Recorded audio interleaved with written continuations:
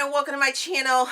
This is the 2018 Bookish Academy Awards Best Picture nominations.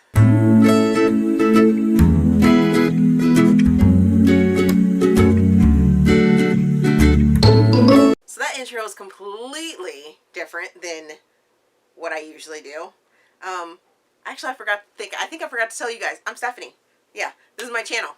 But for the last couple weeks, you guys have been seeing my nominations for my Bookish Academy Awards, which is a compilation or play off of the Academy Awards that are done every single year.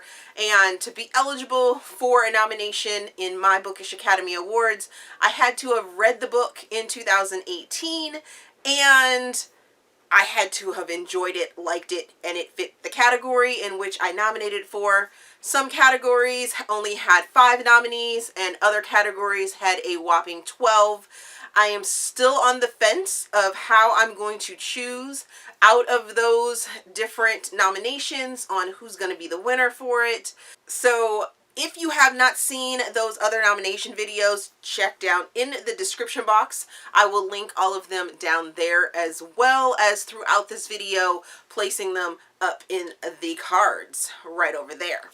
So let me get to this one. This is the final one. This is the biggest award. To be eligible for the Best Picture or Standalone Book nomination, it had to have been a standalone. So unfortunately, I read a lot of series this year, but none of those books are eligible for this nomination. I've read a lot of books. So let me just get to what these nominations are. And I did them by the month, so there's going to be 11 of them, and the 12th one for December, you guys will find out during the Bookish Academy Awards. So let's get to it. For January, I am nominating The Mother Road by Megan Quinn. I picked this book because this book had a great line in between being a romantic comedy as well as having some seriousness to it, especially towards the ending of the book. Our main characters go on a road trip to pay homage and to celebrate the life of their mother who had passed, and the RV that they used to take family trips in. The father in this book is absolutely hilarious. His non-cursing curses are so funny. Just absolutely hilarious. And then our main male and female character are wonderful. They have a history, and you get to see their sort of love-hate sort of relationship. I wouldn't even say hate, just a falling out of touch sort of relationship, and I just really enjoyed it. For February, the nomination goes to A Thousand Boy Kisses by Tillie Cole. If you guys have been watching my channel for a while, and if you watched any of February's wrap-ups, you will know that this book ripped my heart out and just left it there. And I blamed you guys, you viewers, subscribers, supporters, because you guys were like, oh yeah, you need to read this book. This book is amazing. Yeah, the book is amazing, but it totally ripped my heart out. Like, tears, tears, tears, lots of tears. This book follows a young lady who has some issues. She fell in love with a boy, and then he moved away, and some things happen. He moves back, and he's trying to figure out where the disconnect was. She's trying to figure out when or why or if she should tell him her secrets. And whew, it's a YA book as well, and I didn't think that I could be that emotionally connected to a YA book, but this is definitely one that ripped my heart out. Yeah. March's nomination goes to Getting Schooled by Emma Chase. This was a Audible original back in March, so you could only listen to it if you had Audibles because it hadn't come out on paperback. I believe it has since been released in 2018, but this book was so much fun. This is about second chance love. It is about a male who is the football coach of a school and a female that had to move home for different reasons. She's also a teacher. She starts teaching at the school that he's a teacher and football coach at. And you get to see how there were misunderstandings and miscommunications. And it's fun and it's sexy and so many yeses. So this book gets the nod for March. For the month of April, I read Mercy by DEBRA ANASTASIA, and this book gets the nod because DEBRA ANASTASIA has this special way of writing and twisting a book that is going to catch you off guard, and this is one of those books.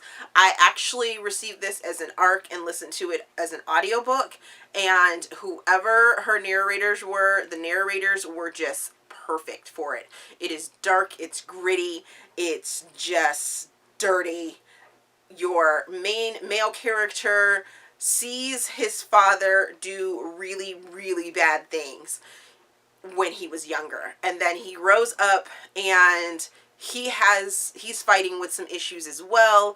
You have a young woman that saw a tragic and horrendous event happen, and then you just see that she grows up and you find out some other things that are going on. You see how they're connected, and it's creepy, but it's sexy, and it's just all sorts of wonderful. And if you can listen to it on audiobook, I definitely recommend it. For May, the nomination goes to Waking Up in Vegas by Sarah King. This is a rom-com that is that whole trope of what happens in Vegas does not necessarily stay in Vegas. However, our two main characters for this book are childhood friends or knew each other in their childhood and happen to meet when they go to Vegas. They're not on the same trip together, but they happen to meet while they're there. And some secrets are revealed, some things that were miscommunicated back in the day come to light, and it's a fun, sexy ride as well. For the month of June, the nomination goes to Dear Martin by Nick Stone. This book is a YA story, and it is one that touched my soul to the point that I went out and got the physical book. And it's a YA book. This book follows a young man that has an incident with the police, and it shows a beautiful balance of how a young black male should and could deal with a situation and how things can get twisted and turned, but how we need to discuss and communicate our anger and how we need to discuss what is going on in society so that we can change it. And he also follows sort of the teachings and starts writing Martin Luther King Jr. and really starts to take introspect on how his life could change or how he could do something different. There are some very hard moments within this story as well, and I just really enjoyed it.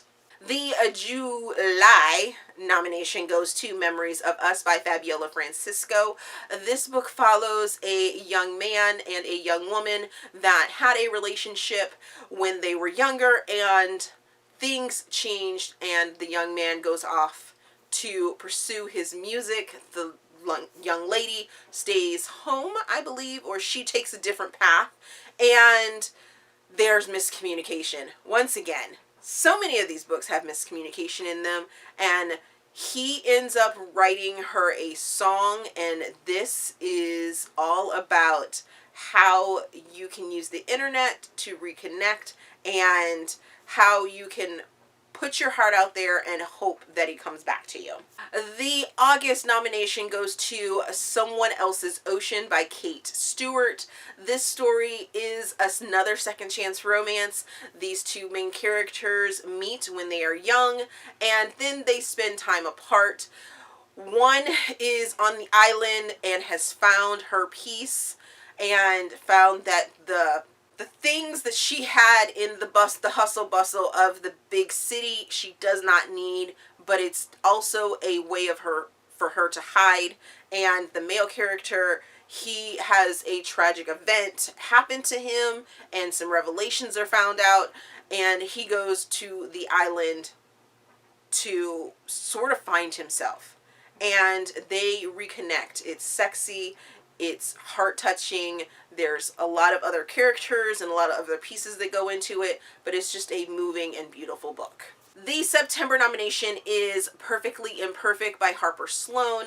This book follows a young woman that has some personal issues with her weight and with self-esteem, and this is sort of her story of how she can start to feel acceptable and gosh, what else can I say? She can start to come into her own. So when she is getting a divorce from her former husband, she has a run-in with a man at the law offices. She thinks this is her worst day ever, but lo and behold, it just continues to get worse. She's getting divorced, she ends up tripping, dumping her purse out, meeting this super sexy guy, and she's just like, I'm frumpy, my world's just been turned upside down, and I don't know what to do with myself. So this is her journey as she moves on with her life to start something new and become something new. The October nomination actually goes to two different books. The first book is Gravel Road by Steffi Walls. This book had me in all sorts of just angst and wanting and needing, because even by 60% of the story, I had not found out what actually happened to our main characters. Our main characters are a young love couple that are in love. Something tragic happens and they end up going their separate ways. One moves away and doesn't have communication with the family any longer that she has in the small town, and the other stays in the small town and is sort of taking care of, you know, things that she should be there for. But when you find out what actually happened, it's just like, the stars align, and it's just such a beautiful love story. You root for both characters all the way through the book. At least I did. And I really, really enjoyed it. The second nomination for October goes to The First Lights by Christy Pastore. And this story starts out in the first 15% of this book. Ripped my heart out. And I was just like, you have two people that go through a tragic and almost similar event. Not the same event, but similar events happen to both of these two main characters. And they both end up moving to Montana to live their lives. One is a single parent and one is a ex-NFL star. And their banter back and forth is amazing. You see and you feel the sparks flying between the two of them right off the bat. And I loved how it was their story, but at the same time you had some other pieces that sort of twisted in there just a little bit to give it that just a small little bit of angst and small town gossipy feel to it. But overall it was an amazing story and I loved every single minute of it. My November nomination goes to Heartbreak Warfare by Heather M. Orgeron and Kate Stewart. This book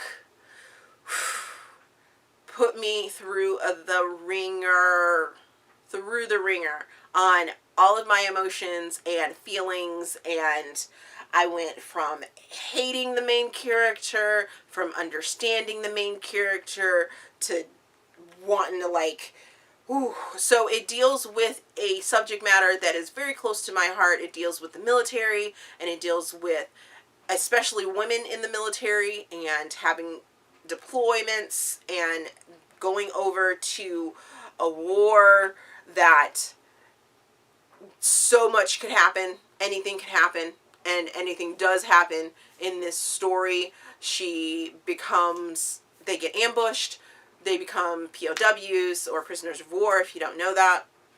And you really get to dive into the different aspects of this of military life, and it's very real. It is very realistic, and just, oof, yes, so many yeses.